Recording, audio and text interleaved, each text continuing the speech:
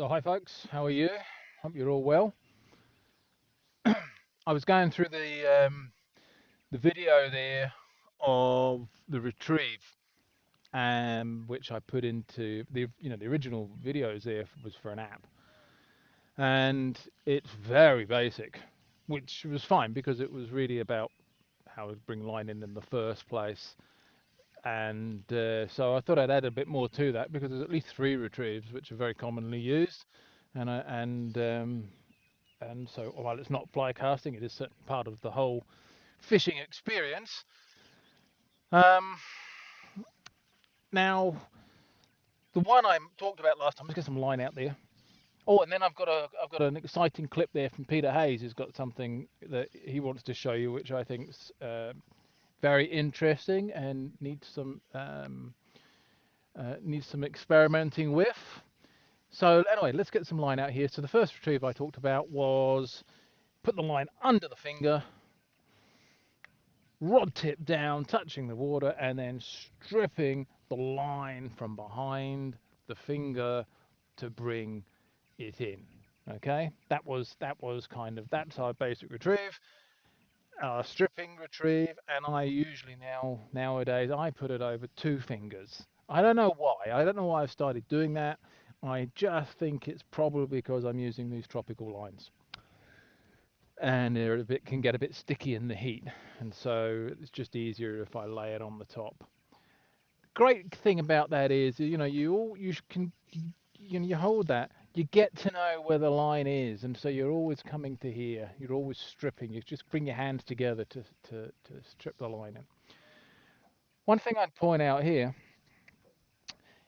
if you see, I've got a popper on here. I want to show you this popper. If I want to get this popper to bloop, if I just strip, it doesn't bloop very much. In fact, it's not blooping at all now. Why is it not blooping? God knows. But it's not blooping at all. It's not blooping very much. And even if it was blooping, it wouldn't be blooping very much.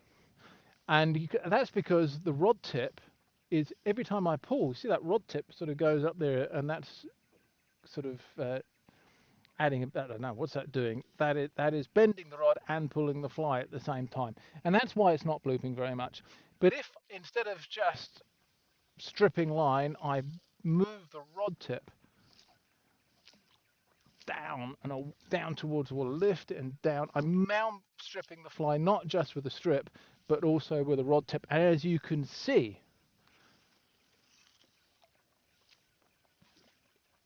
that's a much better bloop. Okay. Now you can design the flies to bloop better, but then there's a lot more foam in them. So anyway, that's a little tip there for you. Oops, bit of tangled here. Now that leads me into something else, which I think is really important here, is when you're stripping line in, you're not just randomly throwing it all over the boat.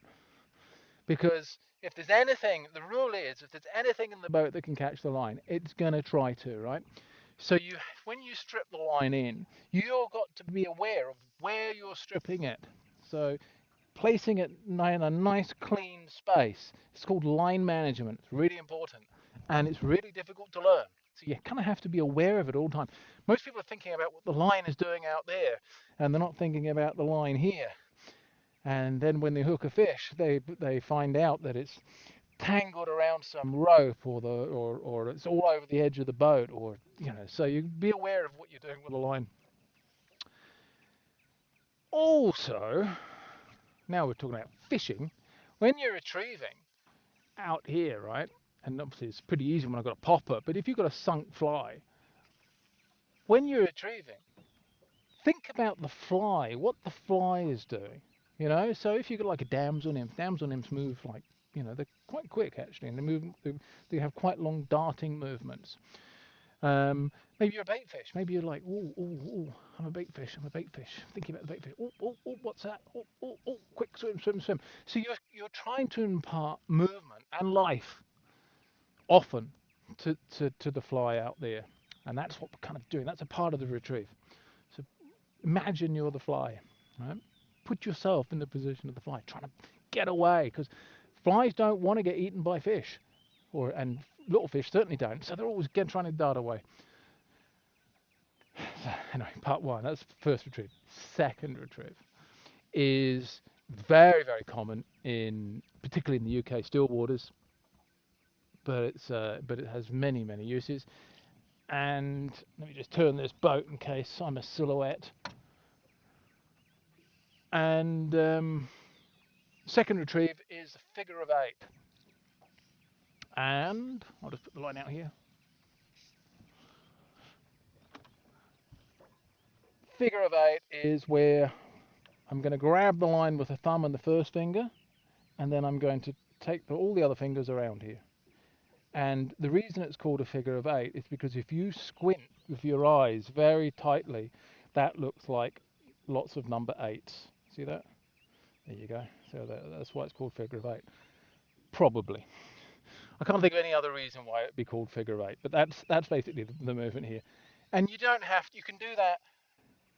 You can do it slowly, like you're drifting your buzzers around, or your put your chironomids in the current. So you can be out here, you can be casting very slow, just sort of keeping in touch. You can be talking to your friends at the same time, not having to think about what you're doing, looking at the birds, and you're fishing. Rod tips down, and you're figure evading, and you're going to feel the fish take, right? I have other uses for it too. I mean, you can use it on rivers. It's just one of those retrieves you end up just don't even think about it. But you have to learn it first, right? So it's like this from here. You can even do it like this. Oops. See how, maybe not for tropical line. You can do that here, and that looks really cool. But it's better, I think, to be in here. All right. And like if I'm waiting for a shot, I do this naturally because I'm waiting for a shot. If I wait, I get slack starts to appear, especially as my boat's moving around.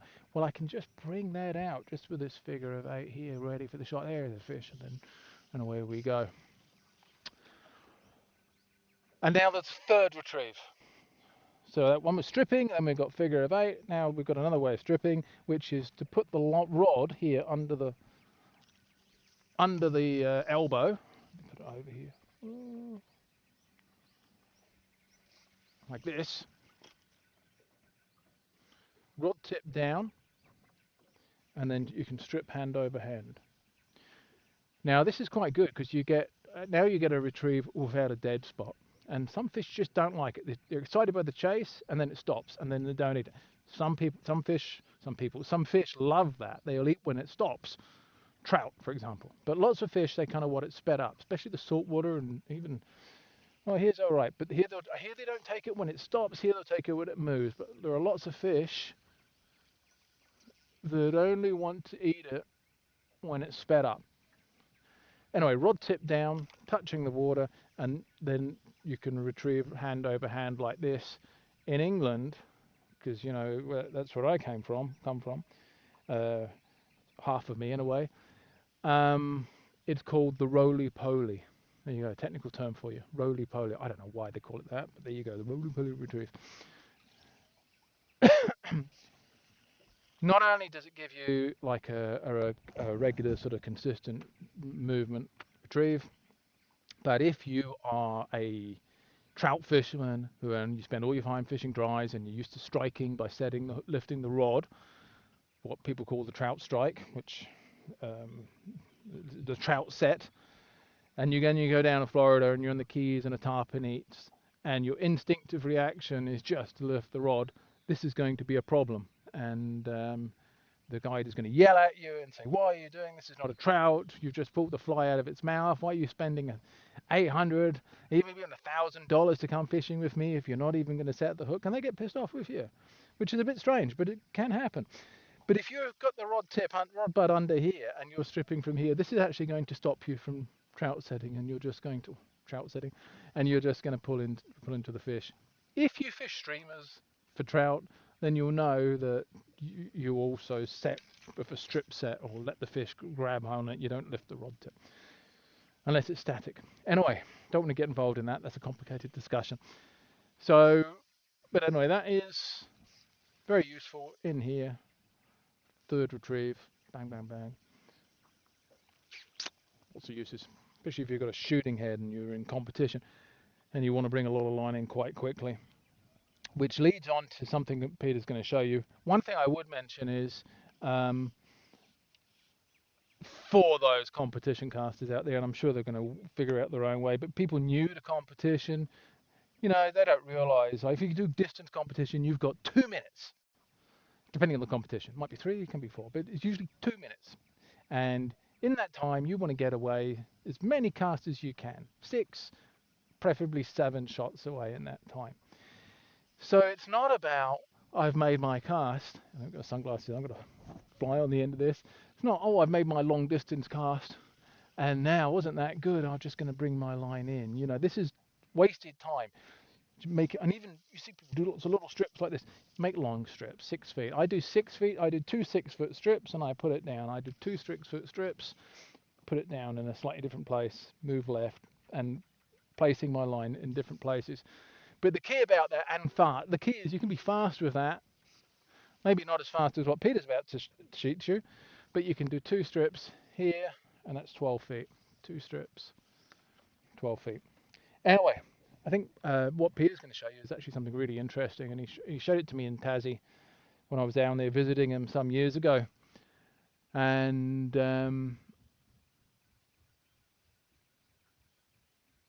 yeah, I think it's, and I'll show it to you. You can figure it out, and let me know what you think.